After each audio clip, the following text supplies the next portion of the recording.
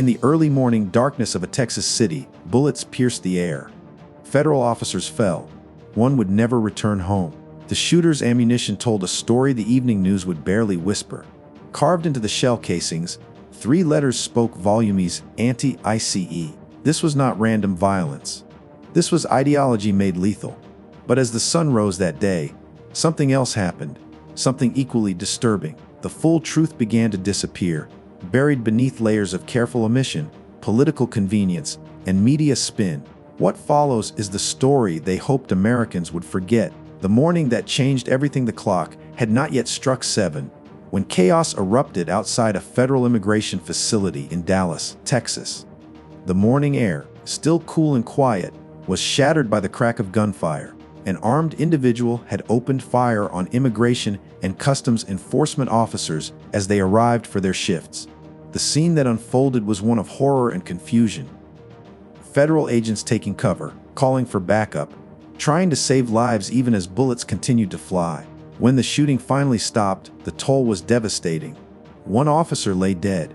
Several others had been wounded, their lives forever changed by injuries both physical and psychological. The shooter, having unleashed this violence, had taken his own life. First responders flooded the scene. Paramedics worked frantically to save the wounded. Police secured the perimeter, and federal investigators began the grim task of piecing together what had happened and why. For the families of those officers, this was not a news story. It was a nightmare made real. A spouse who kissed their partner goodbye that morning would never hear their voice again. Children who expected a parent home for dinner would face an empty chair at the table. The ripples of trauma would spread through the law enforcement community, through neighborhoods, through an entire city, trying to comprehend senseless violence. But this attack, as horrific as it was, represented something even more troubling than a single act of violence. The evidence discovered at the scene would point toward a darker pattern, one that most major media outlets seemed remarkably uninterested in exploring. The evidence they ignored. When FBI agents and local investigators combed through the crime scene, they made a discovery that should have dominated headlines across the nation. The spent shell casings scattered across the pavement told a chilling story. These were not ordinary bullet casings. Each one had been deliberately marked before the attack. The inscriptions were clear, intentional, unmistakable: anti-ICE. Think about the cold calculation required for such an act. The shooter had not acted in a moment of passion or temporary rage. No, this person had taken time before the attack to inscribe their hatred onto ammunition. They had prepared. They had planned. They had transformed ordinary bullets into carriers of ideological message. This was premeditated violence driven by political belief. Terrorism in its purest form. The FBI director himself confirmed what the evidence clearly showed. Initial findings pointed unmistakably toward ideological motivation. This was not workplace violence, not a personal grievance, not a random act of madness. This was targeted political violence against federal law enforcement officers because of the work they performed. Yet, when Americans turned on their television sets or scrolled through news websites seeking to understand what had happened, they found something peculiar. The story felt incomplete. Headlines spoke of shooting at federal facility or violence against officers in the vaguest possible terms. The crucial detail, the anti-ICE inscriptions, the clear ideological motive, was either buried deep in articles or omitted entirely. Generic language about isolated incidents and workplace violence dominated the coverage, carefully sidestepping the uncomfortable question, why had this happened? The pattern of avoidance became even more suspicious when viewed in broader context. This Dallas attack was not the first of its kind. Just weeks earlier, another ICE facility in the same city had been targeted. Federal law enforcement officers were facing a systematic campaign of violence, yet the connection between inflammatory political rhetoric and real-world consequences remained largely unexamined by mainstream media. The rhetoric that fueled the fire. To understand how America reached this point requires looking back at years of escalating political language around immigration enforcement. What began as policy disagreements had transformed into something far more dangerous. A sustained campaign to dehumanize federal law enforcement officers doing their constitutionally mandated jobs. Public officials with massive platforms and real authority had been using increasingly extreme language to describe ICE operations. Immigration enforcement was called authoritarian, compared to historical atrocities, described using terms like Nazis and Gestapo. These were not fringe voices on obscure websites. These were governors, members of Congress, and prominent political figures speaking to millions of Americans. The First Amendment protects vigorous criticism of government policy. America was built on the principle that citizens must be free to disagree with how laws are enforced. But there exists a fundamental difference between policy criticism and rhetoric that portrays law enforcement officers as monsters. When elected officials describe masked men jumping out of unmarked cars, when they speak of people disappearing without due process, when they compare routine immigration enforcement to authoritarian regimes, what images do these words create in the public mind? When members of Congress tweet that ICE should be abolished, are they merely proposing bureaucratic restructuring? Or are they painting targets on the backs of individual officers who wake up each day and go to work protecting their communities? Words have weight. They have consequences. When authority figures repeatedly characterize a group of people as dangerous, evil, or comparable to historical villains, some listeners will take those words seriously. Some will act on them. The person who attacked that Dallas ICE facility did not randomly choose a target. That individual had been immersed in a constant stream of messaging that portrayed federal immigration officers not as public servants, but as villains deserving of violence. American political discourse has shifted dramatically in recent decades. Once, political opponents could disagree about policy without questioning each other's basic humanity or motives. Somewhere along the way, disagreement transformed into demonization. The shift from, "I think you're wrong," to, "You're a threat to everything decent," was not accidental, and it has proven deadly. The media's selective blindness. What made the coverage of the Dallas attack particularly frustrating was its stark contrast to how media outlets typically connect political rhetoric to violence. The same journalists and news organizations that spent years amplifying the most extreme anti-ICE rhetoric suddenly became intensely interested in alternative explanations once actual violence occurred. Instead of examining whether inflammatory political language might have contributed to targeted attacks on law enforcement, mainstream coverage immediately pivoted to familiar narratives. This was framed as a gun problem requiring stricter firearms laws. Mental health resources were discussed. Some outlets even attempted to connect the incident to white supremacy, despite evidence pointing in completely different directions. Mental health matters. Gun safety is important. Extremism in all its forms deserves scrutiny. But when journalists refuse to examine the most obvious contributing factors, because those factors are politically inconvenient, they have abandoned journalism in favor of activism.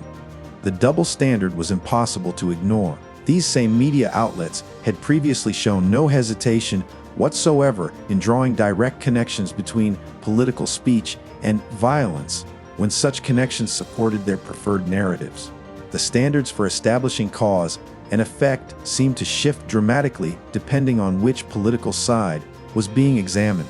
This selective application of reasoning is not merely intellectually dishonest. It is dangerous. When society refuses to acknowledge how inflammatory rhetoric contributes to violence, it guarantees that such rhetoric will continue and escalate. Why would anyone moderate their language if there are never consequences for extremism?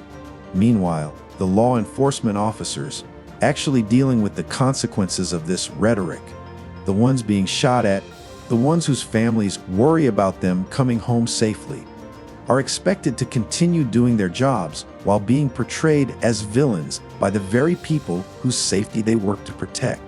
A case study in false accountability into this fog of selective outrage stepped a late-night television host who would inadvertently demonstrate everything wrong with accountability in modern America.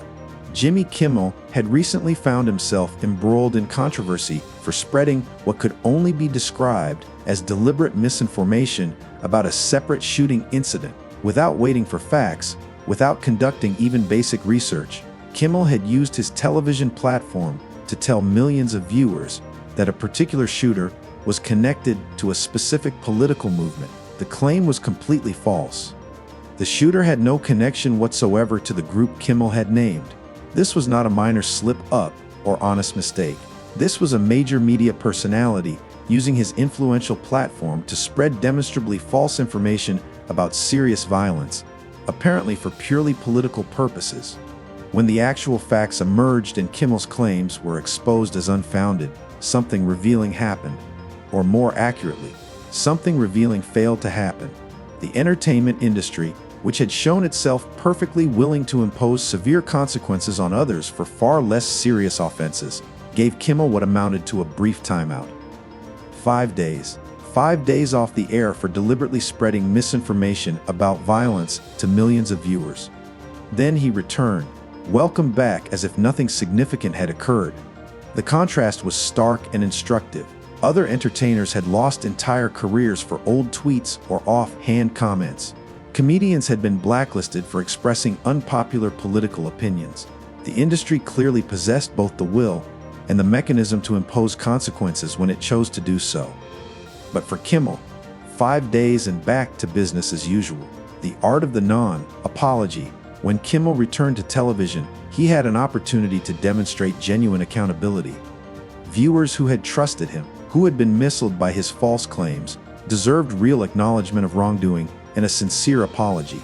Instead, they received a masterclass in the modern non-apology apology, a carefully crafted performance designed to make controversy disappear without accepting actual responsibility. The technique Kimmel employed was familiar to anyone who has watched politicians navigate scandals. First, he suggested his intentions had been misunderstood. Not that he had been wrong, mind you, but that people had somehow misinterpreted what he meant. Then came acknowledgement that some viewers felt upset, a passive construction that avoided admitting they had good reason for their feelings. He expressed understanding for negative reactions while carefully sidestepping any admission of actual wrongdoing. Finally came the masterstroke, pivoting to general statements about how violence is always wrong and how groups should not be blamed for individual actions. This sounded reasonable and mature, except it completely ignored the fact that he had just finished doing exactly that to a different group. The irony ran deeper still. Years earlier, Kimmel himself had spoken eloquently about the importance of genuine apologies. He had criticized others for giving the exact kind of evasive non-apology he now delivered. He had discussed how true accountability requires acknowledging wrongdoing and taking responsibility for consequences. Speaking about his Catholic faith, he had emphasized how people should automatically admit fault and ask for forgiveness when they do something wrong. Yet when his own moment came, when he had the chance to demonstrate the principles he had preached, Kimmel delivered lawyer speak, careful parsing of words, deflection and misdirection, everything except simple, honest acknowledgement that he had been wrong and was genuinely sorry for harm caused. The Rosian standard. To fully appreciate the double standard at work, one need only compare Kimmel's treatment to that of comedian Roseanne Barr. Barr posted a single inappropriate tweet, offensive, certainly, but just one social media post. Within hours, her entire career was over. Her television show, which employed hundreds of people, was canceled immediately. She was essentially erased from Hollywood overnight. No second chances, no opportunity to apologize and learn from her mistake.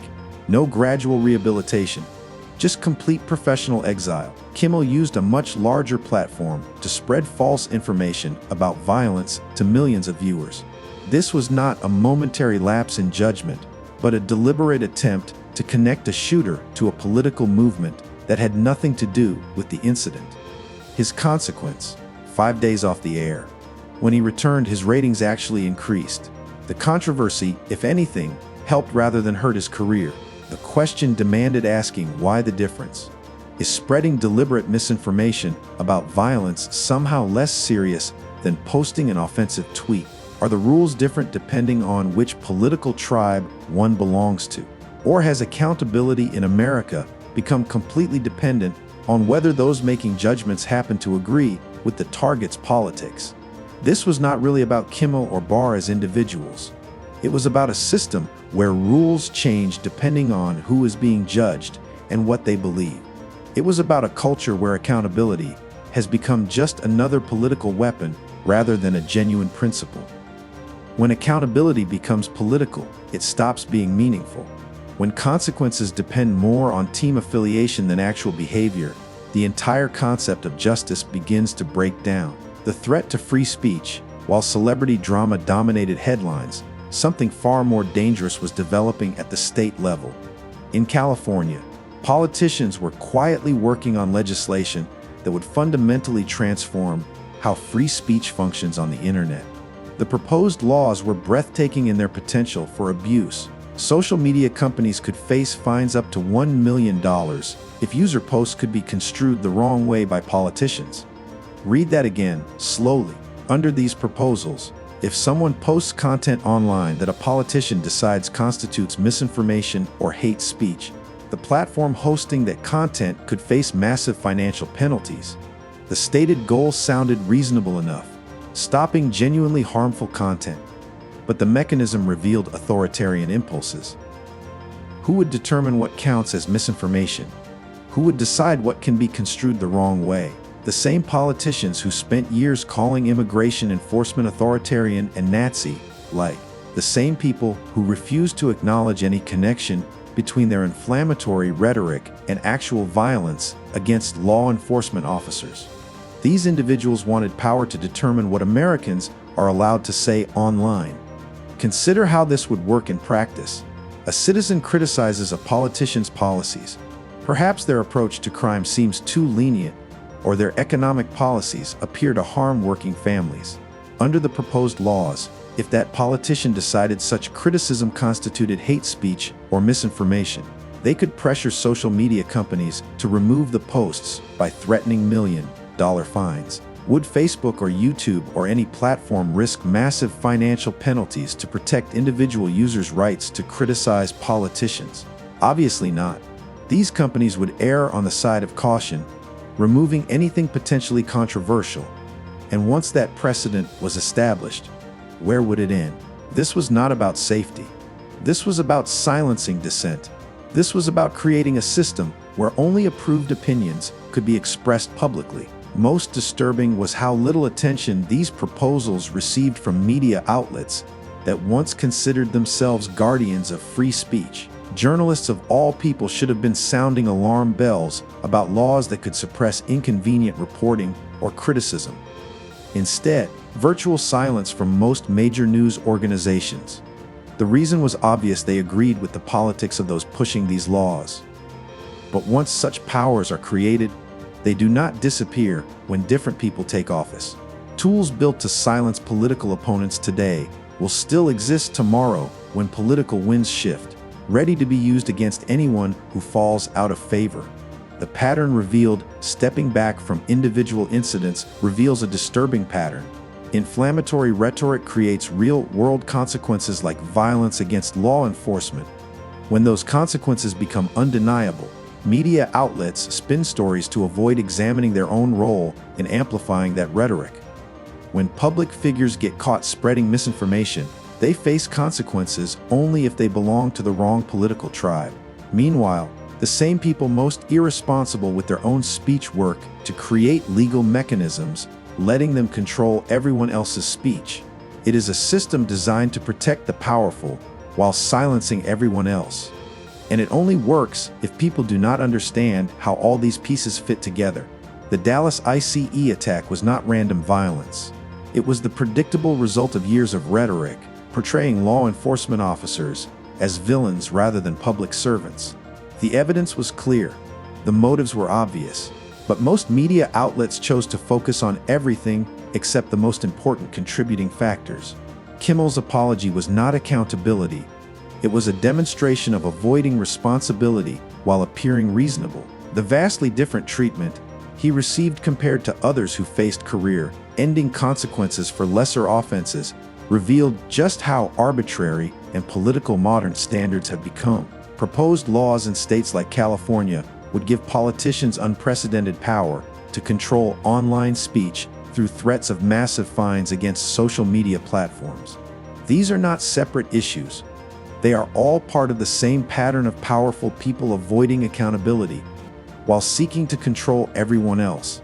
The story of the Dallas attack, of Jimmy Kimmel's hollow apology, of threatened free speech rights. These are not isolated incidents, but warning signs of something deeply wrong in American society. When rhetoric becomes extreme enough, it justifies extreme actions. When accountability becomes selective, it ceases to be justice. When free speech becomes conditional, it is no longer free. The full story was never told because it did not fit preferred narratives. Real accountability was never demanded because tribal loyalty trumped principle, and threats to fundamental freedoms went largely unreported because those wielding the power were ideologically aligned with those covering the news. But Americans who remember when standards actually meant something, when apologies were genuine expressions of remorse, rather than calculated public relations exercises, when free speech was considered precious by everyone. These citizens represent the last line of defense. Their memory, their perspective, their willingness to demand better is exactly what the nation needs. The truth remains available to those willing to seek it. Real accountability still exists for those brave enough to demand it. And free speech can still be protected if enough voices rise in its defense. The question is whether Americans will accept comfortable lies or insist on uncomfortable truths. The answer will determine whether accountability remains a principle or becomes merely another casualty of political tribalism. If this investigation has opened your eyes to the untold stories hidden behind mainstream narratives, hit that subscribe button. The truth does not promote itself. It needs voices willing to share it. Now, the question that demands an answer: do you believe inflammatory political rhetoric directly contributed to violence against law enforcement officers, or are these truly isolated incidents with no connection to years of extreme anti-IC messaging? Drop your thoughts in the comments below. Your voice matters in this crucial conversation about accountability, truth, and the future of American discourse.